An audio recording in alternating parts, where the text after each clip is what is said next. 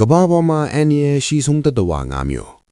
နံပါတ်1အနေနဲ့ box jellyfish ပင်လယ်မျော့ဟာပင်လယ်ပြင်ရဲ့တိတ်ဆိတ်တဲ့လူတသမလို့လူသိနေပါတယ်သူဟာရေထဲမှာမှန်လိုကြည်လင်နေတာကြောင့်တာမန်မျက်စိနဲ့မြင်ရဖို့ခက်ခဲပြီးသူ့ရဲ့အစိတ်ဟာလူတစ်ယောက်ရဲ့အာယုံကြောနဲ့နှလုံးကိုမိနစ်ပိုင်းအတွင်းရပ်တန့်သွားစေနိုင်လောက်အောင်ပြင်းထန်ပါတယ်နံပါတ်2ကတော့ blue ringed octopus အပြာရောင်အကွင်းပါရေပွဲဖြစ်ပါတယ်လက်တဝါးစာလောက်ဝင်ရှိပြီးလှပကအပြာရောင်အကွင်းလေးတွေပါရှိပေမဲ့သူ့မှာပါတဲ့အစိတ်ကလူအယောက်30ကိုတပြိုင်နက်သေစေနိုင်ပါတယ်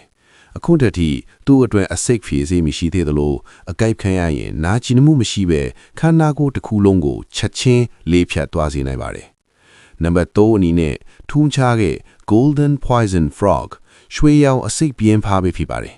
ကိုလံဘီယာဒေါနက်ထဲမှာတွေ့ရတဲ့နှလက်မသာရှိတဲ့ဒီဖားလေးရဲ့အရေးပြားကောင်မှတင်လူ10ယောက်စာသေစေနိုင်တဲ့အစိတ်တွေရှိနေပါတယ်သူ့ကိုကင်မိယုံထိမိယုံနဲ့တင်အသက်အန္တရာယ်ရှိတဲ့အထိကြောက်စရာကောင်းပါတယ်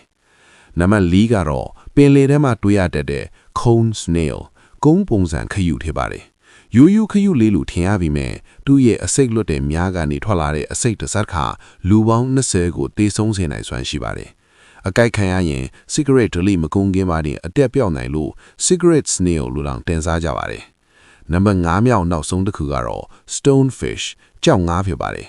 သူဟာပင်လယ်ချမ်းပြင်ကကြောက်ခဲတယ်နဲ့သူ့အောင်ပုံဖြတ်ထားတဲ့ကမ္ဘာအစိတ်အပြင်းဆုံးငါးဖြစ်ပါတယ်